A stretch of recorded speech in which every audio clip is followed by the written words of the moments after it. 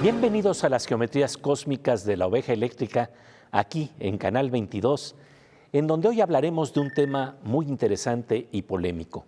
¿Qué dice la ciencia sobre los mitos y realidades en torno a la percepción psicodélica? De ello conversaremos con la bióloga Alejandra Ortiz Medrano, doctorada en Ecología Evolutiva por la UNAM. Alejandra es autora de varios libros de divulgación científica. El más reciente se titula Un trip de ciencia psicodélica, en donde nos internamos en los senderos explorados por Aldous Huxley que cuestionan la forma en que entendemos la realidad. ¿Cuáles son los riesgos y las posibilidades terapéuticas de abrir las puertas de la percepción y salir de nuestros límites cognitivos usuales? ¿Qué historias interesantes podemos descubrir más allá de los mitos?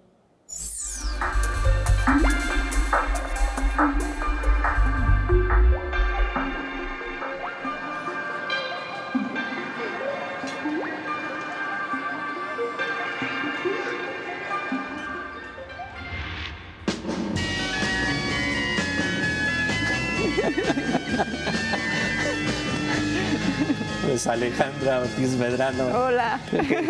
Qué gusto que te encuentres con nosotros aquí en La Oveja Eléctrica, precisamente con una canción de los Doors que llevan su nombre porque lo toman del título de un libro de Aldous Huxley que se llama The Doors of Perception. Y cuando hablamos de un trip de ciencia psicodélica, tu libro más reciente, pues está relacionado con la apertura de la percepción. Háblanos de este viaje, que también fue un viaje personal para ti. Sí, bueno, me encantó que pusieran a los Doors. Pues el libro se trata de historias que tienen que ver con la ciencia, sobre todo la ciencia más reciente que se está haciendo sobre psicodélicos. Y esto obviamente tiene que ver mucha de esta ciencia con la forma en la que los psicodélicos, las sustancias psicodélicas, cambian el estado ordinario de conciencia o la percepción ordinaria, es decir, la que tenemos tú y yo ahorita y pues casi todo mundo, pero que con ciertos cambios que justo los psicodélicos propician, pero también otras cosas, se modifica. Y cómo eso se explica por qué es lo que hacen químicamente, molecularmente, los mecanismos en el cerebro, en el sistema nervioso, pero cómo eso entonces, hablando de la percepción, empieza a hacer ver que la percepción ordinaria o la conciencia ordinaria, como justo esta, pues es un modelo que se construye y que se puede construir de otra forma, como por ejemplo con los psicodélicos. Y entonces que cuando comparamos estas, por ejemplo, ¿qué es lo que revelan de cómo vamos construyendo los modelos en los cuales vivimos? Y en este marco lo que hay que hablar es de los mitos y realidades que se mueven en torno precisamente a esta ciencia de los psicodélicos. Sí. Hay efectivamente algo que me interesaba mucho, que me interesa, son los mitos y realidades alrededor de los psicodélicos y cuál es la ciencia que puede dar respuesta a esto, porque siento que mitos hay muchísimos, tanto de quienes consideran que son súper malos, que si tomas un psicodélico automáticamente entras en psicosis o te vuelves loco, te quedas en el viaje, que digamos es un polo, como quienes están en el otro polo, que siento que además ahorita tiene mucho auge, de que si haces una ceremonia ayahuasca, pues ya te iluminas y sales mejor persona y va a ser lo mejor del mundo. Y yo creo que, bueno, no solo creo, ¿no?, sino con base en lo que se sabe científicamente, no es ninguno de los dos. O sea, hay como muchos matices entre esos dos polos. Se abren un montón de historias que me parecen más interesantes que esos mitos. O el mito del sapo que tiene... El sapo psicodélico. Del sapo psicodélico, que es una especie endémica del desierto de Sonora y que es el único animal que se conoce hasta ahora que produce una sustancia psicodélica. Lo cual hace a México muy especial, creo. Pero bueno, existe el mito de que este sapo era consumido tradicionalmente por los seris y que esto tiene una tradición de cientos o miles de años, y eso es falso. Y eso tiene consecuencias sociales, culturales y ecológicas en los sapos, por ejemplo. Así hay diferentes mitos que además cuando le rascas conciencia salen historias que son, según yo, más interesantes que los mitos mismos. Pues sí, pobres sapos. Tras las investigaciones en torno a las sustancias psicoactivas, surgen historias que reflejan nuestras tendencias de consumismo a costa de los sapos y también intentos de manipulación sorprendentes, como veremos más adelante. Seguiremos conversando sobre este interesante tema con la doctora Alejandra Ortiz Medrano. Mientras tanto, el doctor Morsa, el físico Manuel López Michelone, nos habla de cómo el mundo de la tecnología y la informática también extiende y abre las puertas de la percepción a su manera.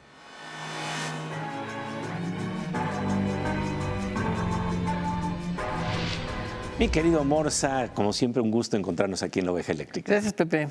Oye, pues hoy estamos hablando de las puertas de la percepción.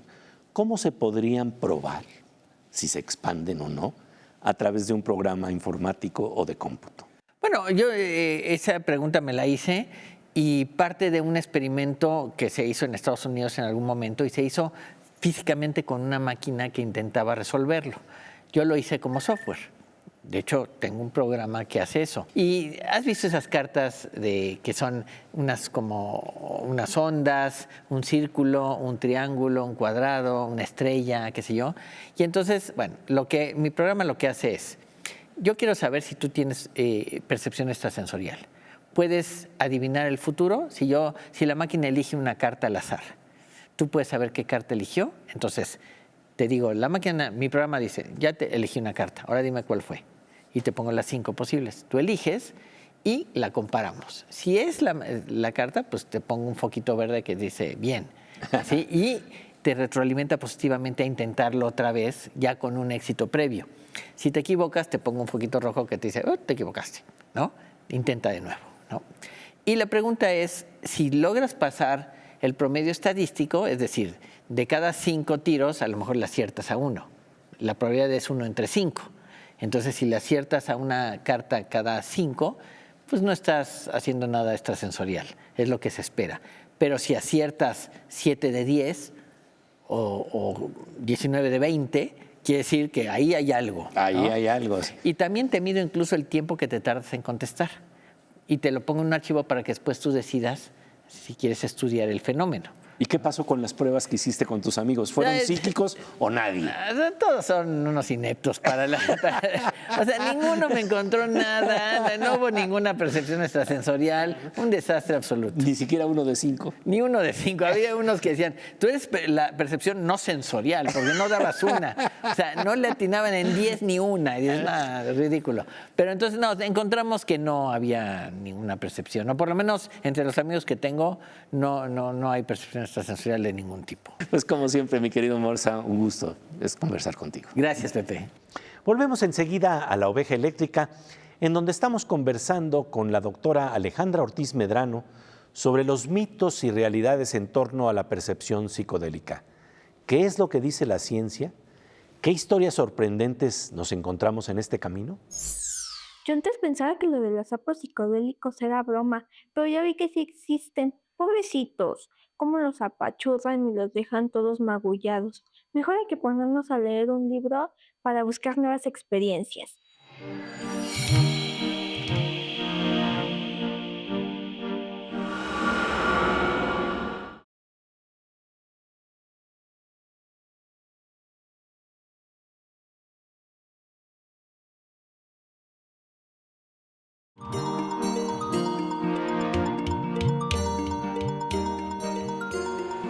Como de rayo con tintes verdes y dorados, estamos de regreso en las geometrías cósmicas de La Oveja Eléctrica, aquí en Canal 22, para seguir conversando con Alejandra Ortiz Medrano, bióloga con doctorado en Ecología Evolutiva por la Facultad de Ciencias de la UNAM.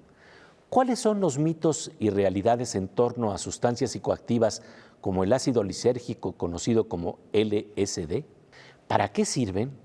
¿Cómo se han intentado manipular con fines bélicos? En la película con tono de comedia Los hombres que miraban fijamente a las cabras, se habla de este tipo de historias en donde los militares en Estados Unidos crearon una unidad que intentaba expandir y alterar la percepción para descubrir los secretos de los enemigos. En este marco, Alejandra nos habla de una de las historias de terrible manipulación que encontró en el camino de sus investigaciones.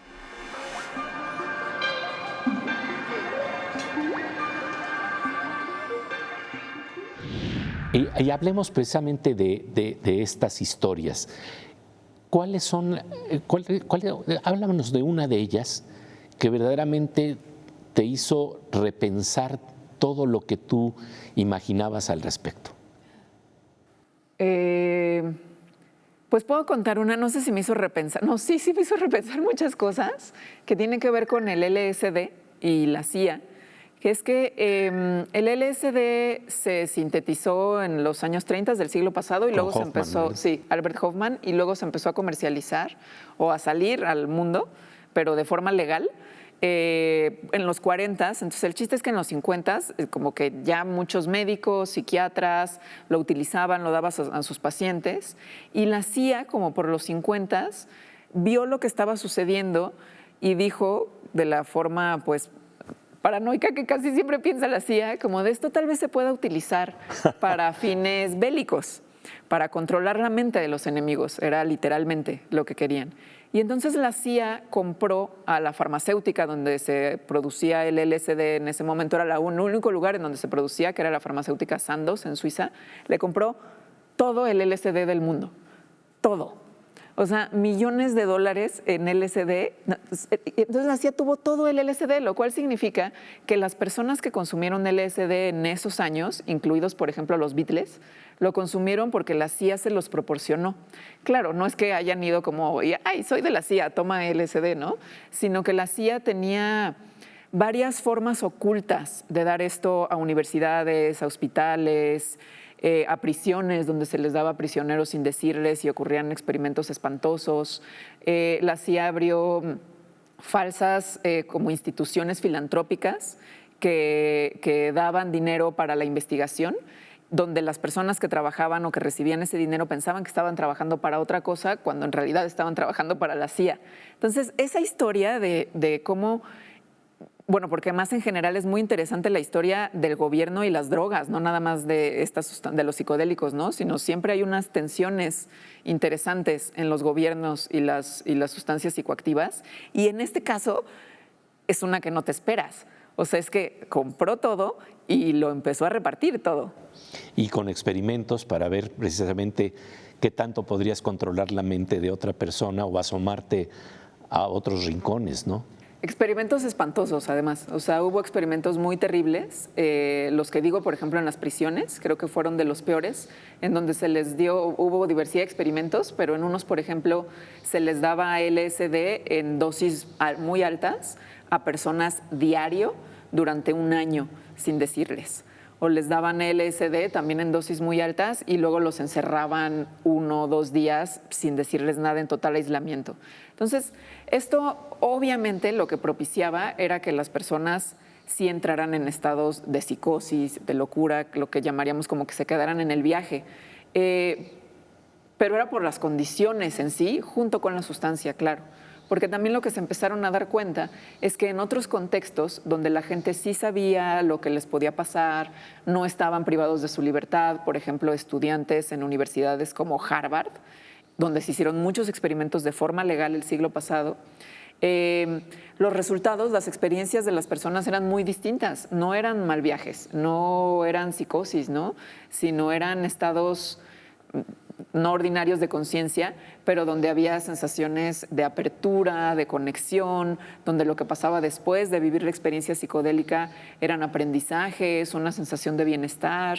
Entonces, ahí es donde se empieza a ver cómo los psicodélicos son sustancias que no nada más, que no son como otras que nada más es lo que hacen en tu cuerpo con la fisiología, como por ejemplo, si a mí ahorita me duele la cabeza, me tomo una aspirina y da igual si estoy aquí o si estoy en un avión o si hace calor o si hace frío, si estoy en una fiesta, o sea, da igual, la aspirina va a hacer lo que hace en mi cuerpo. En cambio, los psicodélicos van a hacer lo que hacen en mi cuerpo, pero la interacción con el contexto es importante también para lo que va a pasar, ¿no? Para los efectos, lo que va a ocurrir. El contexto es clave para entender los efectos que pueden tener las sustancias psicoactivas. Como nos dice la bióloga Alejandra Ortiz Medrano, las sensaciones de apertura y conexión que se pueden generar tienen un potencial médico que puede ayudar a combatir la depresión, pero no se trata de una panacea. De ello seguiremos conversando con Alejandra después del corte.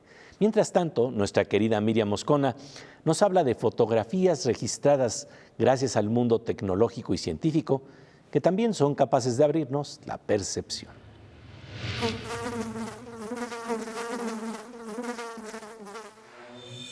Pues querida Miriam, como siempre un gusto encontrarnos en las geometrías imposibles de la oveja eléctrica. Posibles e imposibles, aquí estamos, Pepe. Y hablando de lo posible y lo imposible, hoy nos vas a hablar de un centauro, ¿no? Un centauro, sí. No nada más los centauros son mitad personas, mitad animales. También hay mitad científicos, mitad artistas. Y los puentes, que a veces son involuntarios entre el arte y la ciencia, y también la voluntad de enseñanza, existen tal y como a ti en tu propia vida, mi querido Pepe, te consta. Karl Blossfeld no era un científico en el sentido tradicional. Este centauro era un fotógrafo y docente alemán que utilizó sus fotos de plantas para un propósito científico y pedagógico, documentar las formas naturales como modelos para artistas, artesanos y arquitectos. Y luego, bueno, pues algunas marcas se fusilaron sus fotografías, nada que podamos evitar. Esta especie de escultura vegetal es una imagen de Karl Blossfeld, quien veía sus fotos como material de aprendizaje, no como obras de arte autónomas. En muchas ocasiones agrandaba la escala de sus fotos y las convertía en diapositivas. De ahí que se hayan proyectado sobre paredes y hayan servido como modelos para clases de dibujo y para observar detalles de los detalles. Miembro de la llamada nueva objetividad, como si se tratara de un botánico, titulaba sus fotos con sus nombres científicos en latín. La modernidad de sus imágenes se reconoció de forma inmediata. Su primer libro, titulado Las formas originales del arte, apareció en 1928, publicado por una importante editorial berlinesa, que lo convirtió en mito de la noche a la mañana. Poco antes de morir, publicó otro hit para la época, El jardín maravilloso de la naturaleza, esto en 1932. Su trabajo buscaba mostrar estructuras botánicas a través de primeros planos, extremos y ampliaciones, con imágenes, como ya hemos visto, de gran belleza. Nuestra querida Miriam Moscona, la mosquita eléctrica. En un parpadeo cósmico, volvemos a la oveja eléctrica para seguir conversando con Alejandra Ortiz Medrano sobre la percepción psicodélica, el sentido de conexión con la naturaleza que supone, registrado en nuestras antiguas culturas, y la necesidad de diálogos entre esas cosmovisiones y las de la ciencia para entender su potencial terapéutico. Los hongos que se pueden, bueno, a lo que me ha platicado mi papá, los hongos que se pueden consumir son los que en la parte de abajo su capa es color café, los que no se pueden consumir son los que su capa es color blanco, ya que te pueden intoxicar y llevar a un hospital. Mi mamá nos los hace en quesadillas o guisados. Esa es la manera en la que nosotros lo consumimos.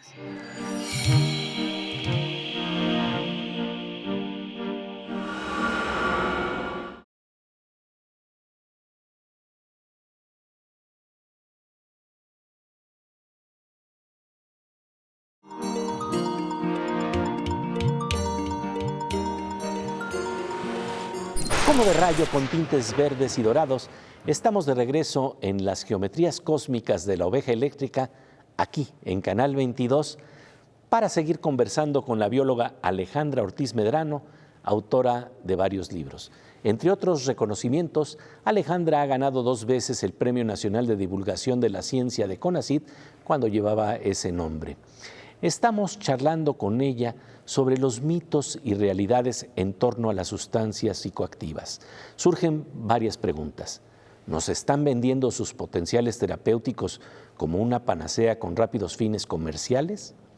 ¿Cuáles son los diálogos que debemos construir para aprovechar los conocimientos de nuestras culturas antiguas y qué es lo que aporta la ciencia en este terreno?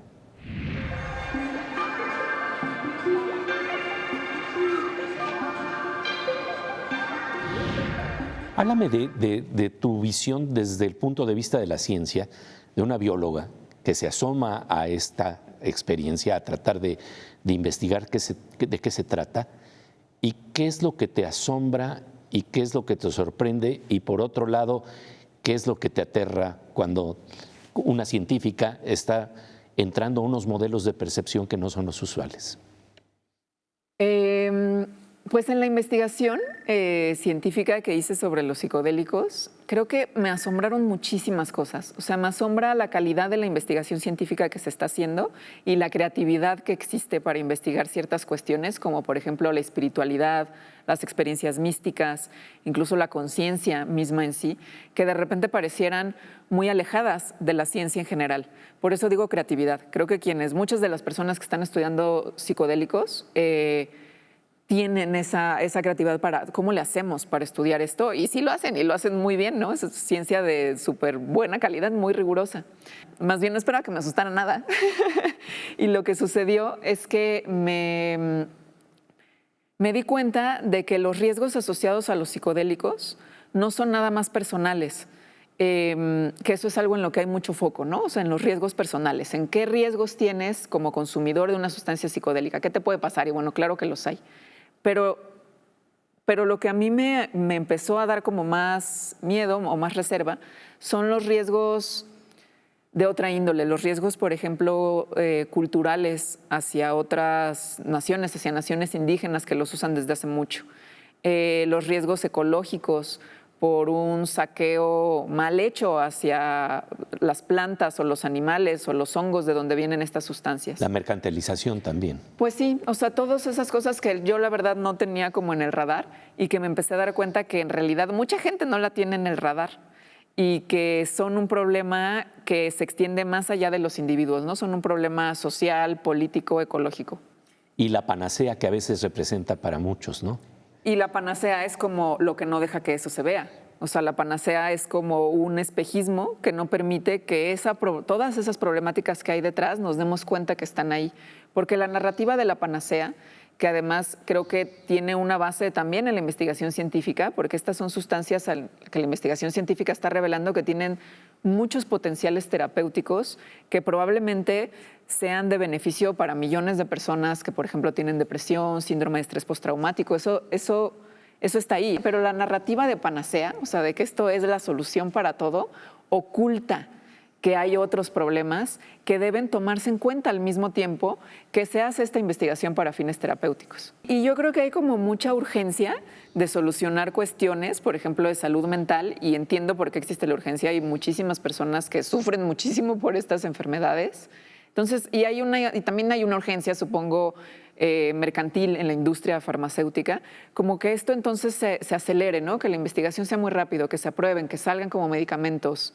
Y esa rapidez con la que va, creo que también deja de lado que podemos desacelerar el paso tantito, no pararlo, para nada es mi visión que se pare, sino continuar con eso, pero paralelamente ver cómo estos otros problemas, por ejemplo, el de la relación con las culturas indígenas que los han usado durante cientos o miles de años, puede ser una relación virtuosa y no una relación de extractivista, como ha sido casi siempre con la medicina occidental en general y las medicinas tradicionales. Pues la mayoría de los psicodélicos, sobre todo los psicodélicos naturales, o sea, como los hongos psilocibe, que se les conoce como hongos alucinógenos o hongos mágicos, las plantas que conforman la ayahuasca, el peyote, en fin, como todos esos, pues tienen una historia ancestral de su uso por culturas indígenas, ancestral además de miles de años. Es decir, hay personas que llevan haciendo esto durante mucho tiempo e investigándolo de la forma en la que lo investigan y por lo tanto con un conocimiento muy vasto sobre sus beneficios, sus riesgos, los contextos en los que los beneficios se potencian, en los que los riesgos pueden aumentar. Yo creo que es algo que se está buscando desde hace mucho, no nada más con los psicodélicos, que es un diálogo de saberes realmente virtuoso, en donde los saberes que están dialogando tengan beneficios y sí sea algo que sea una sinergia y dé algo nuevo, ¿no? No la suma nada más de dos cosas. Entonces creo que todavía no sabemos qué va a pasar con los psicodélicos en ese sentido, pero creo que existe el potencial para que sí pueda ser ahora sí un diálogo virtuoso pero no sabemos, tal vez no. Hay una frase que me interesa mucho que dice que el pez dorado es inconsciente de lo que está más allá de la pecera. Ajá. ¿Qué pasó con tu pecera? ¿Te saliste de la pecera? Creo que parte de eso está en la génesis del libro, en darme cuenta que el conocimiento científico, el mundo científico, tiene grandes herramientas que son muy valiosas, pero este otro mundo, digamos, más cercano a la espiritualidad, también tiene grandes herramientas que son muy valiosas y que no existen tantos puentes entre los dos. Entonces, ¿cómo le hacemos para construir puentes entre ambos mundos donde lo mejor de ambos pueda utilizarse? Y creo que la ciencia de los psicodélicos es uno de esos puentes. Pues de verdad, Alejandra, te agradecemos muchísimo tu presencia aquí en La Oveja Eléctrica. Gracias.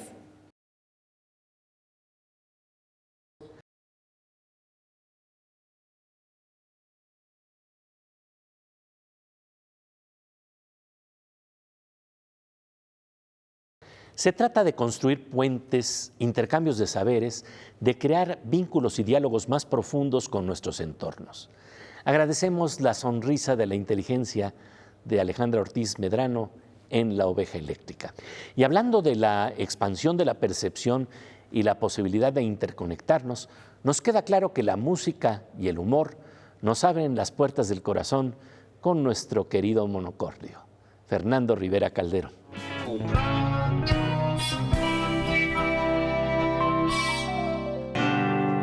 ¿Qué hace la nada en la nada? Pues nada, pues nada. ¿Qué hace la nada en la nada? Pues nada, pues nada. La nada nadando hace nada, nadando hace nada. Y nada. La nada nadando hace nada, nadando hace nada. Y nada. De tanto nadar, la nada se deprimió, yo nada valgo. De tanto nadar, la nada ya comenzó a volverse algo, algo. Y ya no queda nada, nada, nada, nada, nada, nada, nada, nada, nada, nada, que nada. No queda nada, nada, nada, nada, nada, nada, nada, nada, que nada, que no, nada. Y ya. Nada, todo va hacia la nada, Pepe, hasta esta canción. Y de ahí salimos. Un gusto, Pepe. Nos vemos en tu planeta. Adiós, adiós, terrícolas.